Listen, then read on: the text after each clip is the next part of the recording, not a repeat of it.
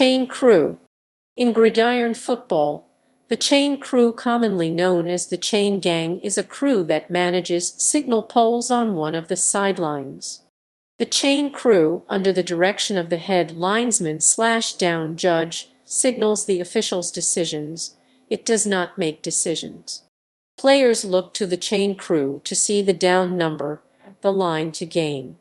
Officials may rely on the chain crew after a play incomplete pass or penalty, whose outcome depends on the original spot of the ball. Members.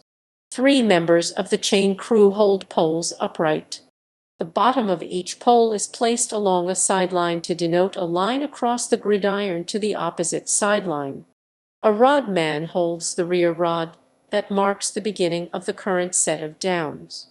Another rod man holds the forward rod 10 yards toward the defensee's goal line from the rear rod. This marker indicates the line to gain, which the offense must reach in their series of 4 downs in order to retain possession of the ball. The 2 rods, sometimes known as sticks, are attached at the bottom by a chain exactly 10 yards long. The chain is always taut so that the rods are 10 yards apart. The boxman holds a pole that marks the line of scrimmage. There may be additional chain crew members. A clip man is discussed below. In the NFL, additional chain crew members have additional tasks, such as to relieve the line judge of the clerical task of recording all assessed penalties. Despite the use of man in the colloquial terms for the chain crew positions, women can perform any of them. Members of the chain crew are usually picked by the offices of the home team instead of the league or conference. In the NFL, members of the chain crew must have credentials entitling them to access to the field and must wear white shirts. The home team pays them. Some teams pay an hourly wage and others pay a flat rate to work a game. The chain crew does not wear protective gear as players do. A routine instruction by officials to the chain crew is to withdraw or drop their signals and move back if the play comes toward them, so as to endanger them. Often, signals use bright orange color, are padded, and have breakaway components for safety. Location.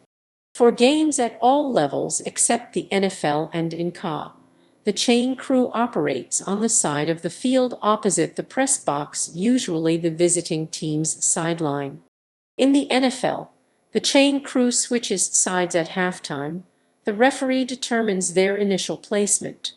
On fields where both teams' benches are located on the same side of the field, the chain crew operates on the opposite side for the entire game. No NFL stadium has had benches on the same side since the Green Bay Packers stopped playing 3 games a year at Milwaukee County Stadium following the 1994 season.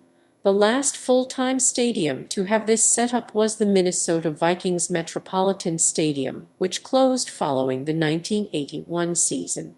In the INCA, the chain crew operates on the same side as the press box in the first half and the opposite side in the second. This practice started in 2014. In the NFL and other venues where there is a zone behind the sidelines, all 3 poles are placed somewhere along the back line of this zone. Otherwise, the poles are placed along the sideline.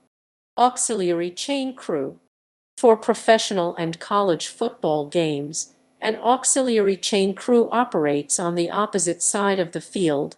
Their presence lets players and officials look to either side of the field for information. The auxiliary chain crew also includes the drive start indicator, which is placed at the beginning of a team's drive and stays there until the team loses possession. This indicator is only used for statistical purposes to calculate the distance of each drive.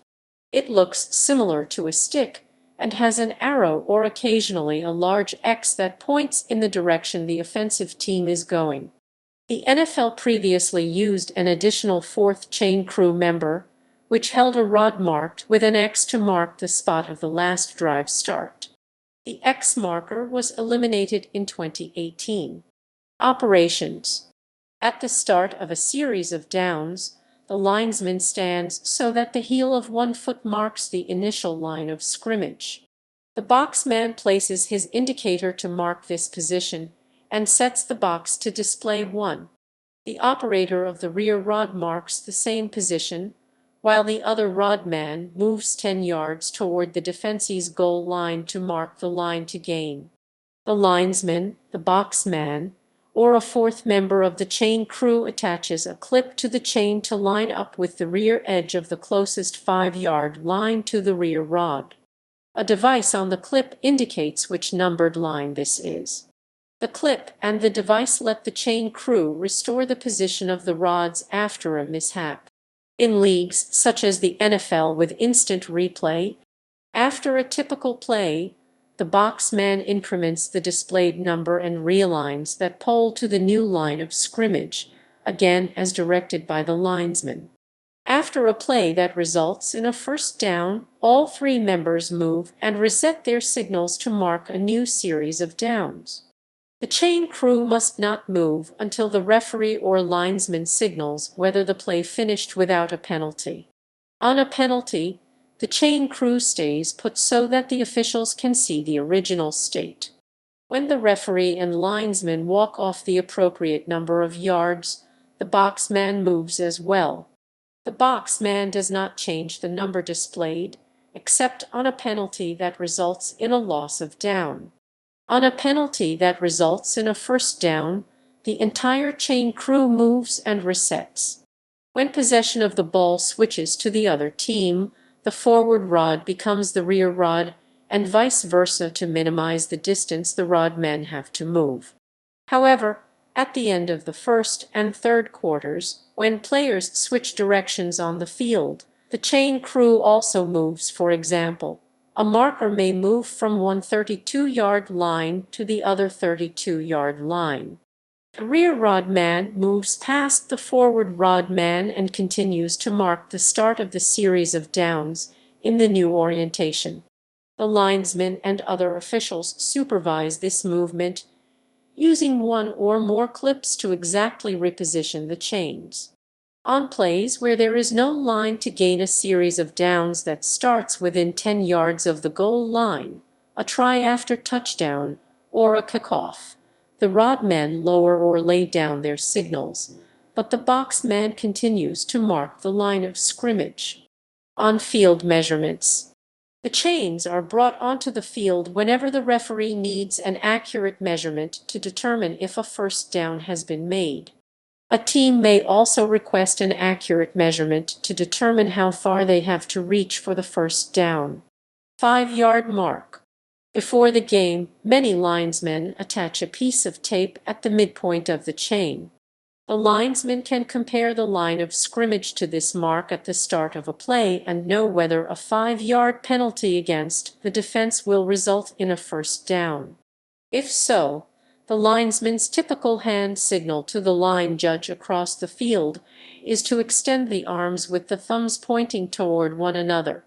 Such a gesture with thumbs pointing away signals that there are more than 5 yards to gain. History. All levels of organized football use the chain crew. One notable exception at the professional level was the World Football League of 1974 to 1975, which used the dicker rod, a proprietary 90-inch stick that allowed measurements to be made with one person instead of 3. The dicker rod was never used outside the WFL. The box-down marker has evolved over time. In the pre-television era, it was a rod shorter than the height of the operator with a triangular pointer that rotated to show the official the down number. It was replaced with a much larger, two-sided flipper system when television became widespread. Flipper-style down markers are still in use in scholastic and amateur football. A more modern model is the dial-it-down, in which compact levers display a new down number over the entire face of the box. Electronic down markers using LED are emerging as the next advance. However, further application of technology to measure the lengthwise position of the football, such as sensors inside the football, may be resisted based on affection for the human element. Early attempts and proposals to use precision automatic chain instruments were hindered both by costs and potential hazards. Early proposals required metal rails. A 1990s system used visible lasers. Laser down, a system that uses wideband radio waves to precisely spot and measure distances, has seen some rollout in college football, the Alliance of American Football, and the XFL.